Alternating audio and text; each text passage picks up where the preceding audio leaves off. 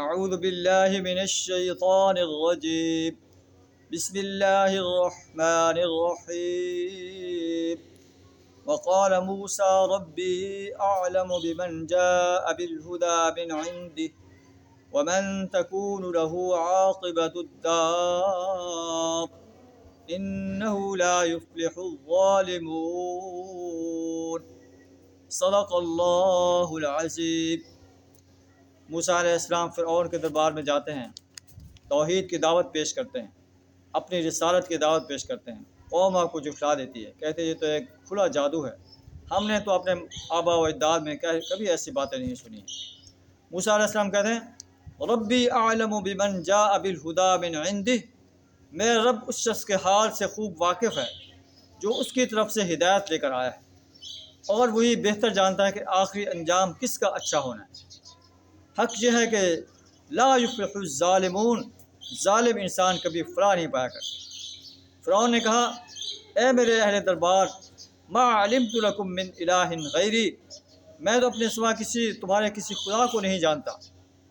اس سے مراد اس کی یہ تھی کہ میں ہی تمہارا حاکم ہوں، مصر کا حاکم ہوں، میرا حکم پورے مصر میں چلتا ہے، میرے علاوہ کسی کا حکم جو ہے چل نہیں سکتا۔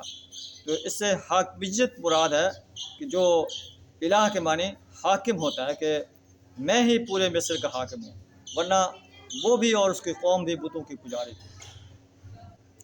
تو معلوم ہے کہ کسی حاکم کے اس حکم کو ماننا جو اللہ کے حکم سے ٹکراتا ہو، یہ گمراہی کا، ہلاکت کا سبب ہے، یہ شرک کہلائے گا۔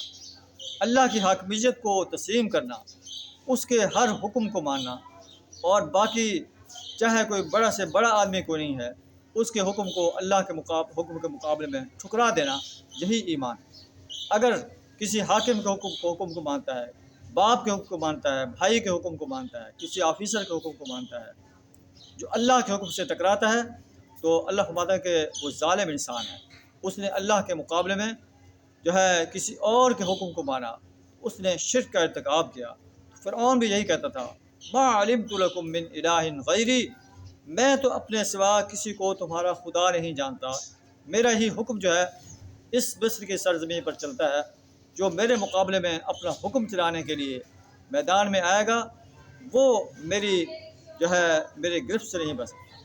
پھر وہ حامان کو کہتا ہے کہ بھئی ایک اونچی اینٹیں پکوا کر ایک اونچی عمارت بناؤ، تاکہ میں موسیٰ علیہ السلام کے رب کے بارے کو دیکھ سکوں۔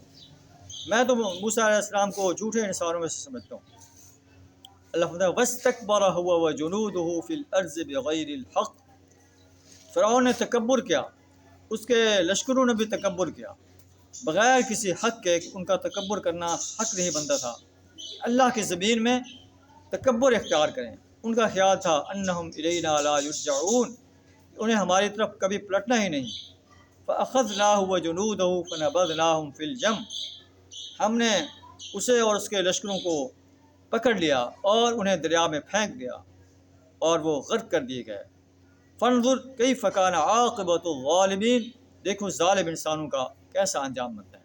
فرعون نے غرق ہوتے ہوئے کہا تھا کہ آمنت انہ لا الہ الا الذی آمنت بہ بنو اسرائیل، میں ایمان لایا ہوں کہ اللہ کے سوا کوئی عبادت کے لائق نہیں، اس رب پر ایمان لایا ہوں جس پر بنی اسرائیل ایمان ہے۔ لیکن اللہ نے اس کے ایمان کو قبول نہ فرمایا۔ آل آنا، اب ایمان لاتا ہے، اس سے پہلے تو میری نافرمانی کرتا رہا ہے، فساد کرتا رہا ہے، اب تمہارا ایمان قبول نہیں۔ اللہ فرماتا ہے وَجَعَلْنَاهُمْ أَئِمَّةً يَدْعُونَ إِلَى النَّارِ، ہم نے انہیں جہنم کی طرف دعوت دینے والے پیش رو بنا دیا، ایسے امام بنا دیا، ایسے لیڈر بنا دیے کہ وہ جہنم کی طرف انسانیت کو دعوت دینے والے تھے۔ آج بھی اگر ہم ایسے لیڈر بنائیں گے جو اللہ کے باغی ہیں، اللہ کے سرکش ہیں، ظالم انسان ہیں، مجرم انسان ہیں، زانی اور شرابی ہیں، قبضہ مافیا والے ہیں، تو یہ ہمیں جہنم کی آگ کی طرف لے جائیں گے، جیسے فرعون اور اس کے سردار جو ہے اپنی قوم کو جہنم کی طرف لے گئے۔ وَجَعَلْنَاهُمْ أَئِمَّةً يَدْعُونَ إِلَى النَّارِ، ہم نے انہیں جہنم کی طرف دعوت دینے والے پیش رو بنا دیا۔ اور وَيَوْمَ الْقِيَامَةِ لَا يُنصَرُونَ، قیامت کے روز وہ کہیں سے مدد نہیں پا سکیں گے۔ وَأَتْبَعْنَاهُمْ فِي هَذِهِ الدُّنْيَا لَعْنَةً وَيَوْمَ الْقِيَامَةِ، ہم نے اس دنیا میں ان کے پیچھے لعنت لگا دی، قیامت کے روز وہ بہت بڑی قباحت میں مبتلا ہوں گے۔ اللہ سے دعا ہمیں ایسے ہولناک انجام سے اپنی پناہ عطا فرمائے، ایسے لیڈروں کی اتباع کرنے سے اپنی پناہ عطا فرمائے۔ سچے مومن جو اللہ کے دین کو غالب کرنے کے لیے کوشاں ہیں، انہیں اپنا لیڈر بنانے کی توفیق عطا فرمائے۔ وآخر دعوانا الحمد للہ رب العالمین۔